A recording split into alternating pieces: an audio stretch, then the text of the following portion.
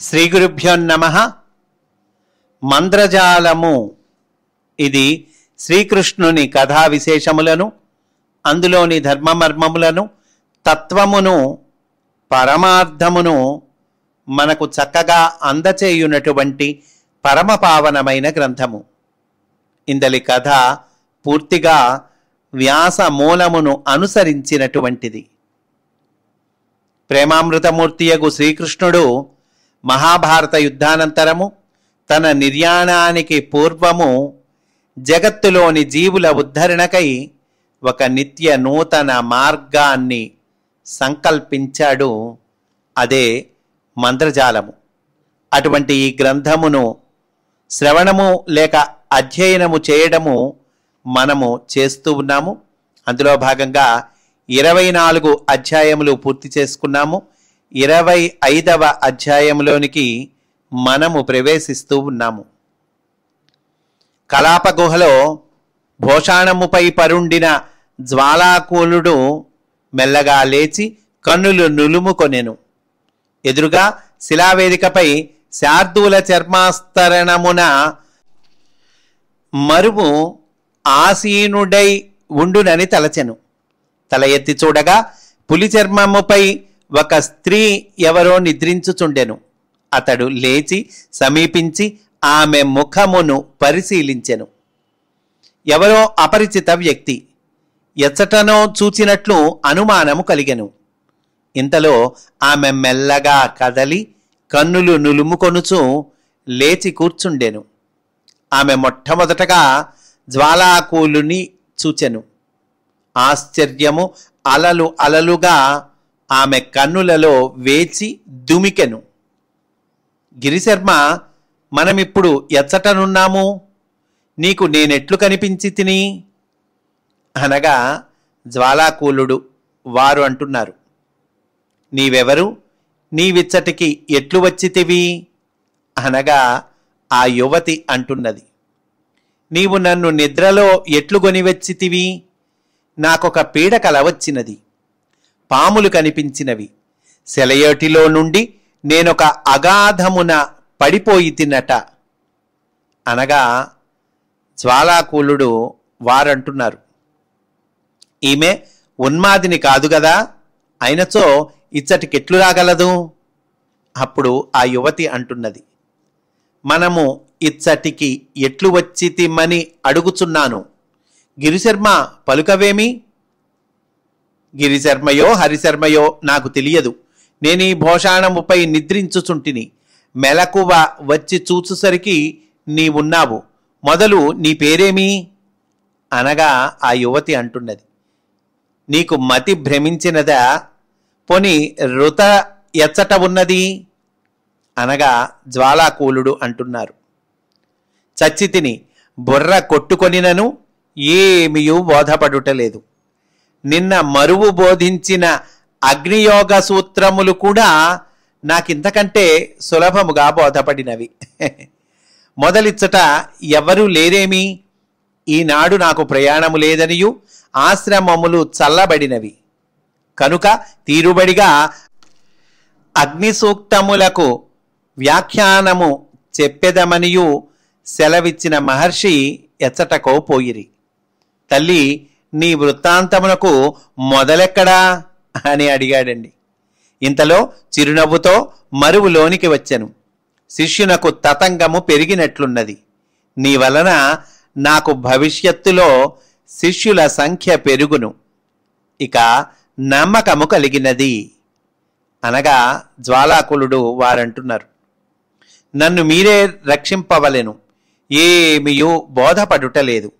ఈ పులి చర్మముపై అధిష్ఠించిన పులిపిల్ల ఎవరు అనగా మరువు అంటున్నారు, నీవే గొనివచ్చితివి, నీవే చెప్పవలెను. శిష్యుడు మంచివాడు వెంటబెట్టుకొని వచ్చెనని మొగమాటమున నేను కాదనలేకపోయి తిని అనగా జ్వాలాకూలుడు అంటున్నారు, నేనా ఈమెను గొనివచ్చుటయ్యా?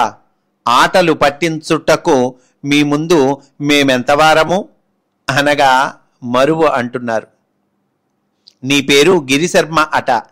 ఈమె చెప్పుచున్నది, ఈమెయు నీవును చార్వాకాశ్రమమున సహాధ్యాయులట. జ్వాలాకూలునకు తల తిరిగినట్లయ్యను. కూరుచుండి కన్నులు మూసెను. వేణుగానము వినిపించెను. 2 కొండల నడుమ లోయ కనిపించెను. ఒక రాతిపై సెలయేటి ప్రక్కను తానును ఉభయ పార్శ్వముల 2 స్త్రీలు కూర్చున్న దృశ్యము కనిపించెను. అందొకరి పేరు ప్రతీచి, మరి ఒకరి పేరు రుత అని జ్ఞప్తికి వచ్చెను. హేమ అని ఇంకొకరు ఉండవలెనని కూడా జ్ఞప్తికి వచ్చెను. కన్నులు తెరచి చూచెను. కొంత తడవు నిశ్చేష్టుడై మరువు వంక చూచి ఇట్లనెను, గురువర్య, నా పేరేమి? అప్పుడు మరువు అంటున్నారు, నీ పేరు గిరిశర్మ, నా పేరు మరుశర్మ. అప్పుడు జ్వాలాకూలుల వారు అంటున్నారు, అంతయు మోసముగానున్నది. నా పేరు గిరిశర్మయా జ్వాలాకూలుడా అనగా మరువు వారంటున్నారు, నీవే చెప్పుకొనుము. అప్పుడు జ్వాలాకూలుడు అంటున్నారు, రెండును సత్యమనిపించుచున్నది అనగా అప్పుడు మరువు అంటున్నారండి, అవును, నీవు పగలు గిరిశర్మవు, రాత్రి జ్వాలాకూలుడవు. నిన్నటి తెల్లవారుజామున నీవును నీ భోషాణమును కొండల నడుమ నుండి వచ్చుచుండగా ఈమె సెలయేటిలో దుమికి లోయలోనికి పడుచుండుట చూచితివి. అంగుళీయక ప్రభావమున ఎగిరివచ్చి పట్టుకొని భోషాణముపై పరుండబెట్టి భద్రముగా గుహలోనికి కొనివచ్చితివి. తెల్లవారుచుండగా యథాప్రకారము నీవు గిరిశర్మగా చార్వాకాశ్రమమున మేల్కొంటివి. ఈ సాయంకాలము వరకు ఆమెకు తెలివి రాలేదు అనగా జ్వాలాకూలుడు వారంటున్నారు, ఇంతకు నా వృత్తాంతమేమి? నేను సుధాముని దౌహిత్రుడు గిరిశర్మనే అని జ్ఞప్తి ఉన్నది. ద్వారకలో పుట్టి పెరుగుటయు జ్ఞప్తి ఉన్నది. నా 3వ సంవత్సరమున మా తల్లిగారు చనిపోవుట మొదలు సర్వము జ్ఞప్తియున్నది. కానీ నేను జ్వాలాకూలుడనని కూడా జ్ఞప్తియున్నది. అప్పుడు మరువు వారంటున్నారు, నేడు నీలో ఒక క్రొత్త ప్రజ్ఞను ఉపదేశ మార్గమున మేల్కొలుపుట పరమగురువులు మైత్రేయుల కార్యక్రమము. నిన్ను 12 జన్మల క్రిందట శిష్యునిగా దేవాపి స్వీకరించినారు. 3 జన్మల క్రిందట నీకు వారు మొదట దర్శనమిచ్చినారు. కానీ ఏ జన్మకు ఆ జన్మయే మృత్యువుతో అంతమై నీ సంస్కారములు క్షాళితములైనవి. ఒక్క బ్రహ్మ విద్యోపదేశ సంస్కారము మాత్రము సూత్రముల వలె జన్మల పూసలలో దారమై అనుసంధానము చేసినది. ఒక్కొక్క జన్మకు ఒక్కొక్క పేరుండును. అది కాక ఇన్ని జన్మలలోనూ మేము వ్యవహరించుట నీకొక సంకేత నామకరణము చేయుట సంప్రదాయము. నీ సంకేత నామము జ్వాలాకూలుడు. అజ్ఞాతముగా ఆత్మకు సాధన అన్ని జన్మలలో జరుగుచుండును. జ్ఞాతముగా ఒక్కొక్క జన్మలోని కర్మ కార్యక్రమమును మీరు చక్కబెట్టుకొనుచుందురు. ఇందు మొదటి దానికి మేము బాధ్యులము, రెండవ దానికి మీకు మీరే పూర్తిగా బాధ్యులు. ఈ జన్మలో నీకు 2 పేటల జీవితమును తెలియచేయుట మైత్రేయుల కార్యక్రమము. అందు అనుస్యూతమైన బ్రహ్మ విద్యా జీవితమును దివ్య జీవనము అందురు.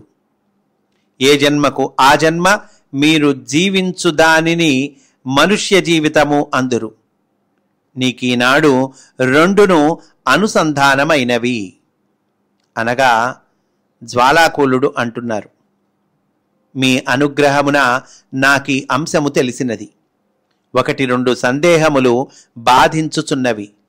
నేను పగలు నిద్రించుచు చేసిన యోగ సాధన ఏమి అనగా మరువు అంటున్నారు. నీ పగటి నిద్ర చార్వాకాశ్రమమున యోగ సాధన కొరకు. అచట నీవు గిరిశర్మవు అనగా జ్వాలాకులుడు అంటున్నారు. అచ్చట కూడా నేను భౌతిక శరీరముతో వ్యవహరించితినా అనగా మరువు అంటున్నారు. ఇన్నాళ్ల నుండి నీ భౌతిక శరీరము అచ్చటనే ఉన్నది. ద్వారకలో మీ బంధుమిత్రులకెట్లో చార్వాకాశ్రమము వారికి కూడా అట్లే. నీ భౌతిక శరీరము పేరు గిరిశర్మ. జ్వాలాకులుడుగా నీవు చేయవలసిన పనికి భౌతిక శరీరముతో పని లేదు. ఈ భోషాణము అంగుళీయకము కూడా భౌతికములు కావు. వలసినప్పుడు వలసిన చోట తాత్కాలికముగా భౌతిక శరీరమును కల్పించుకొను శక్తి ఈ నీ శరీరమునకు ఉన్నది. అది నీకు తెలియకుండగానే జరుగును. వ్యాసాశ్రమమున శిష్యులందరూ కూడా ఇట్లే ప్రవర్తింతురు అనగా జ్వాలాకులుడు అంటున్నారు. నేటి తెల్లవారుజామున నేనీమెను భౌతిక శరీరముతోనే రక్షించితిని. కానీ మీరు నిర్దేశించునంత వరకు నాకు ఆ సన్నివేశము జ్ఞప్తికి రాలేదు అనగా మరువు అంటున్నారు. నీ మనస్సు మా అధీనమున ఉన్నది కదా. దీక్ష అను మాటకు అదియే అర్థము. జ్ఞప్తి అనునది మనస్సునకు ఒక సంచలనము. ఆ సంచలనము కలుగు వరకును అంతకు ముందటి అంశములకు గోడ పెట్టినట్లుండును. ఈ గోడనే మృత్యువందురు. నిద్ర కూడా మృత్యువే. మనకు మాత్రము అది యోగ సాధన చేయు ఏకాంత కుటీరము వంటిది. ఇంకను తెలియవలసిన అంశములున్నవి. నీ 3వ సంవత్సరమున చనిపోయిన తల్లి అంటివే, ఆమెయే ప్రతీచిగా పుట్టినది. బ్రహ్మ విద్యోపదేశమునకు పూర్వరంగమైన ఆధ్యాత్మిక శిక్షణము ఆమె నీ వలన పొందవలసి ఉన్నది. కామము, ఆనందము, పునర్జన్మ, ఆత్మ అను అంశములను వివరించి నీవామెకు చిత్త సంస్కారము చేయవలెను. మొన్నటి శుక్లాష్టమి నుండి అది కొంతవరకు జరిగినది. ఇటుపైన మీ ఇరువురి జన్మలకును విడదీయరాని సంబంధము ఉండును. చుట్టరికముతో ఆరంభమై బ్రహ్మ విద్యతో ఈ సంబంధములు పర్యవసించును అనగా జ్వాలాకులుడు అంటున్నారు. నాకు ఈ జన్మమున చుట్టరికముల జాబితా నిండినది అనుకొందును అనగా మరువు అంటున్నారు. ఇంకను గంపెడు తతంగమున్నది, పెండ్లి చేసుకొనవా అనగా జ్వాలాకులుడు అంటున్నారు. గురువుల అనుమతితో ఆ జన్మ బ్రహ్మచర్యము అవలంబించెదను అనగా మరువు అంటున్నారు.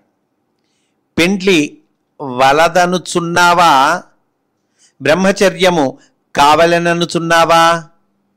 ఇటుపైన కలికాలము. ఇక శిష్యులు తమ అభిమతములను గురువుల అనుమతిగా వరములు కోరుకొను దినములు వచ్చును కాబోలు. అప్పుడు జ్వాలాకులుడు అంటున్నారు. క్షంతవ్యుడను తెలిసి తెలిసి మరలా పొరగ్రమ్ముచుండును అనగా మరువు అంటున్నారు. ఇంకను మరి ఒక అంశమున్నది. నీవటు మొన్న ఈమెకు వర్ణధర్మములను గూర్చి వివరించుచు బ్రహ్మ క్షత్రియ వైశ్య శూద్ర విభాగమున జీవుని స్వభావమే వర్ణ నిర్ణయమునకు ముఖ్యము కాని జన్మ కాదంటివి. అందు మరికొంత విశేషమున్నది. ఈ విభాగము గుణము చేత కర్మచేత అని వాసుదేవుడు వివరించెను.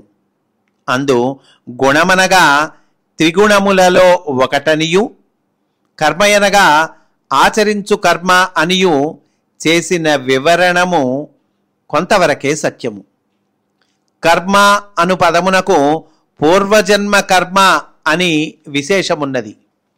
ఇక బాల్యము నుండి అభ్యసించిన విద్య యందు ఎవరికైనా నైపుణి హెచ్చుగా నుండును.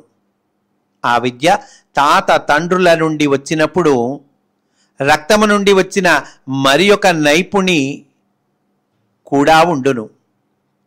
గిజిగాడు అని ఒక పక్షి ఉన్నది. దానికి పీచుతో గూడు అల్లుకొనుట సహజమైన విద్య. ఆ జాతి పిట్టలన్నీ ఒకే పథకమున గూడు అల్లుకొనును. ఇవి కాక తల్లిపిట్ట బిడ్డకు నేర్పు విద్యలున్నవి. ఇట్లు ఈ రెండును కలిసిన చోట మానవుని యందు కూడా నైపుణికి అనుకూల్యము ఎక్కువై తన వృత్తి కర్మచే లోకారాధనము చేయుటకు ఎక్కువ అవకాశము ఉండును. కనుక మన సంప్రదాయమును అనుసరించి వర్ణములు తరతరములుగా వర్తింపవచ్చును. జీవలక్షణము భేదించినప్పుడు వర్ణమును మార్చుకొనవచ్చును. సామాన్యముగా తల్లిదండ్రులకు అనుగుణమైన జీవలక్షణము కల జీవియే వారి బిడ్డగా ఆకర్షింపబడును. శాపములు దుష్కర్మలు కలవారికి ఇది విపరీతమగును. అప్పుడు అనుగుణముగాని సంతతి కలిగి తండ్రి కొడుకులైన జీవులిద్దరకు దుఃఖానుభవము క్రమశిక్షణమును ఇచ్చును. తరముల వెంబడి వర్ణధర్మములు అంగీకరించి మూర్ఖతను విడచి భేదించి తావులందు మాత్రము వర్ణము మార్చుకొన్నచో సంఘమునకు సదుపాయము ఎక్కువ. మనువు దీనినే బోధించెను అనగా జ్వాలాకోలుడు అంటున్నారు.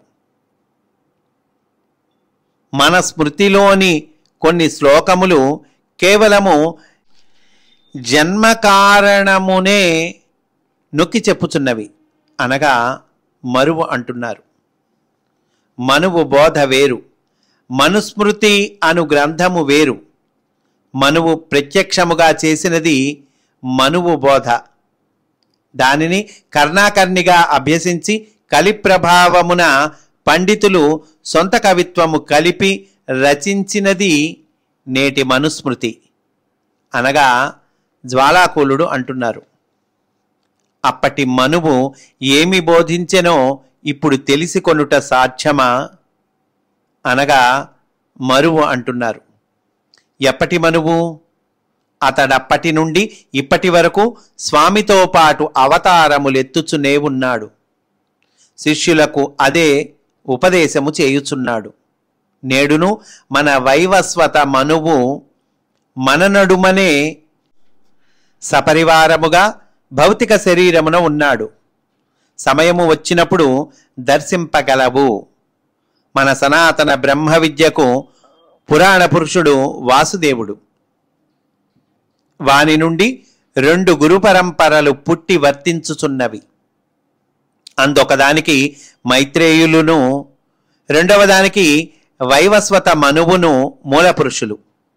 ఇక వర్ణధర్మములు ప్రత్యేకావశ్యకతను బట్టి మార్చుకొనుటకు నేనే నిదర్శనము. నేను పూర్వము జన్మచేత క్షత్రియుడను. సూర్యవంశమున పుట్టిన అగ్నివర్ణుని పుత్రుడగు శీఘ్రవర్మ మా తండ్రి. గురువుల అనుగ్రహమున నేను యోగసిద్ధుడనై బ్రాహ్మణుడనైతిని. మరలా క్షత్రియుడను కావలసి ఉన్నది. మీ గురువు దేవాపి చంద్రవంశ క్షత్రియుడు, ప్రతీపుని కుమారుడు అనగా శంతనుని సోదరుడు. ఆయనయు రాజయోగ సిద్ధుడై బ్రాహ్మణుడయ్యను. వాసుదేవుడు భూమిపై అవతరించుటకు మేమిరువురము మార్గము సుగమము చేయ పూనుకొంటిమి. అతడు సర్వవర్ణముల వారిచే వేదమందలి యోగ విద్య సప్రయోగము చేయించుచుండగా కలిప్రేరితులైన బ్రాహ్మణ వంశముల వారు కొందరు వానికి రాజ్యము కట్టబెట్టవలెనని ప్రజల నుండి నినాదములు చేసిరి. పట్టాభిషేక సమయమునకు అతడు సూటిగా పాషండ సూత్రములు వల్లించెను. ధర్మ నిర్ణేతలు అప్పుడు అతడు రాజ్యమునకు తగడని శాసనము చేసిరి. ఇట్లు ఆ బెడద నుండి తప్పుకొని దేవాపి బ్రాహ్మణుడైపోయినాడు.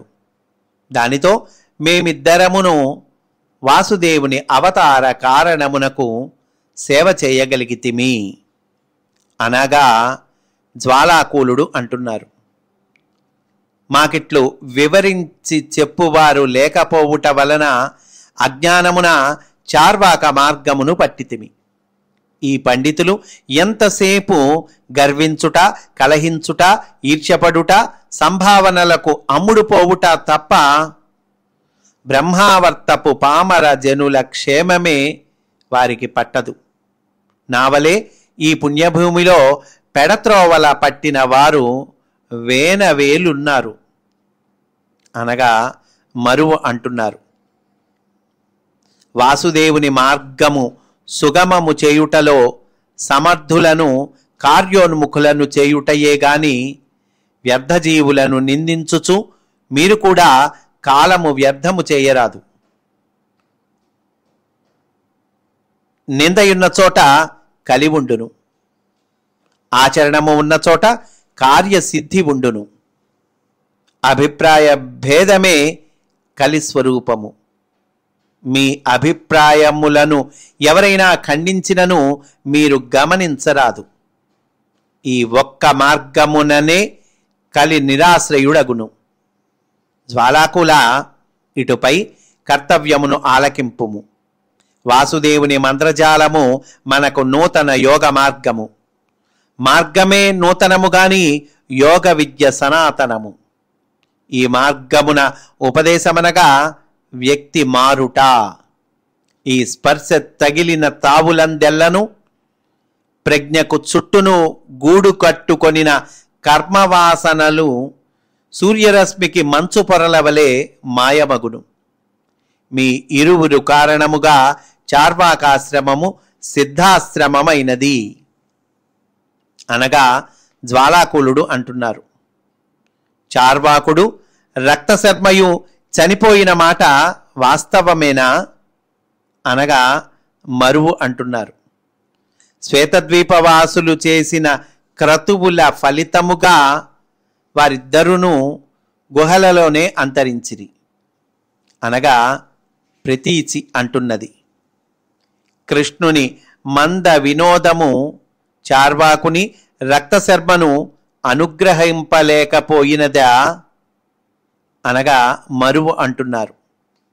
వాసుదేవుడు మంత్రమార్గము అవతరింపచేసి నేటికి 8 దినములే అయినది.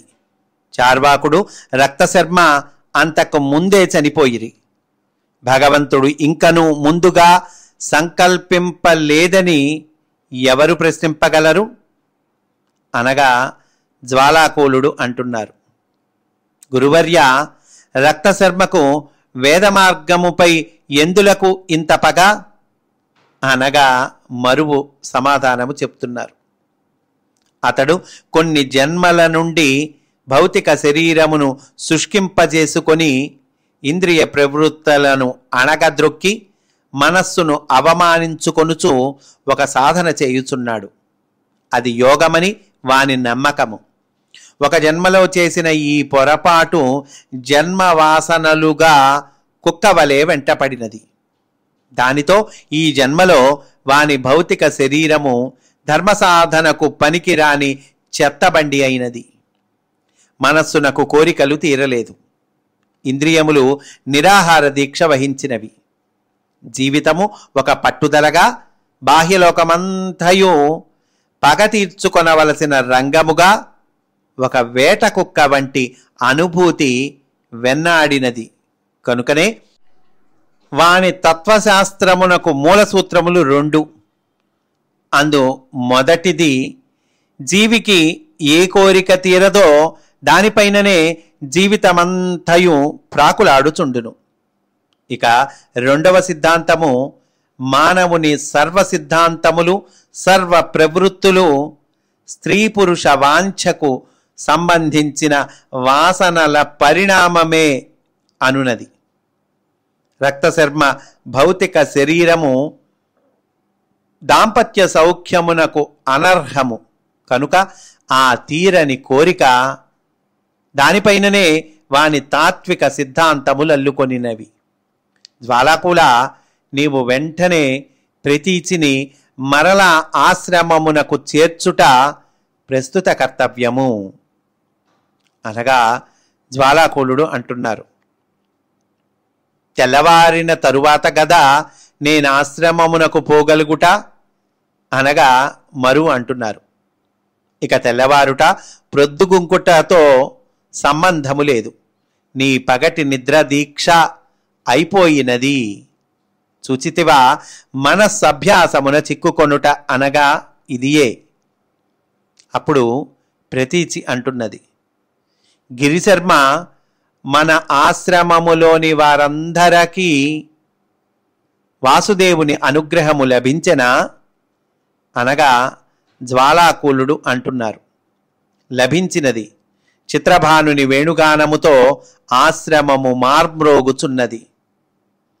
ఒక్కరికిని వడలిపై తెలివియున్నట్లు కనిపించుటలేదు అనగా మరువు అంటున్నారు. ఇక నుండి శ్వేతద్వీపవాసులు సిద్ధాశ్రమమునకు రాకపోకలు చేయుదురు.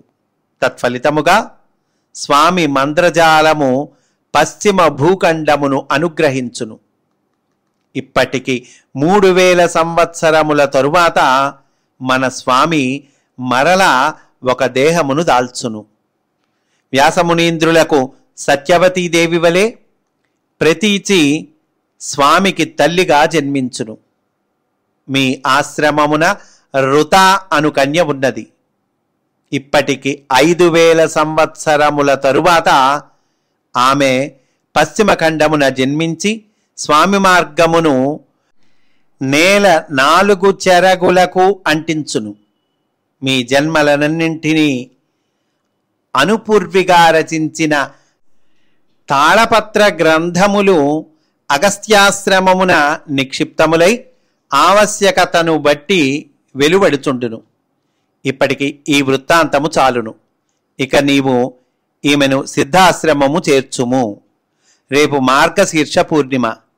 ద్వారకలో వాసుదేవుడు తన మంత్ర విద్యతో విశ్వజిద్యాగము తలపెట్టినాడు అనగా జ్వాలాకులుడు అంటున్నారు. అయినచో మనకు మరలా ద్వారకా ప్రయాణము ఉన్నదనుకొందును అనగా మరువు అంటున్నారు. ఇక ప్రయాణములతో పనిలేదు. ఎచ్చటి వారు అచ్చట స్వామిని సాక్షాత్కరించుకొనవలెను. కుతూహలము అడ్డు రాకుండా మాత్రము చూచుకొనవలెను. పూర్వము నారదునకు స్వామి నారాయణ తత్వము సాక్షాత్కరించినది. అప్పుడు నారదుని కుతూహలము అడ్డుపడి సాక్షాత్కారమును కోల్పోయినది. నారదుడు విరహార్తుడై అడవుల వెంట కొండల వెంట పర్వెత్తినాడు. కానీ ఆ జన్మలో మరలా సాక్షాత్కారము లభింపలేదట. నారదులు దాసీపుత్రుడుగా జన్మించినప్పటి వృత్తాంతము ఇది. సాధకులను హెచ్చరించుటకై వ్యాసమునీంద్రుల నూతన సంహితకు ప్రారంభమున ఈ వృత్తాంతము చేర్చవలసినదిగా నారదులు ఆదేశించిరట. కుతూహలము పోయి ఆచరణము మిగులవలెను. ఇక పోయిరండు అనేటువంటి ఈ మరువుగారి మాటలతో ఈ అధ్యాయాన్ని పూర్తి చేశారండి. మనము కూడా ఈరోజు ఇక్కడితో పూర్తి చేసుకుందాము. రేపటి రోజున మనము 26వ అధ్యాయంలోనికి ప్రవేశిస్తాము అని సవినయముగా మనవి చేసుకుంటూ స్వస్తి. వాసుదేవా.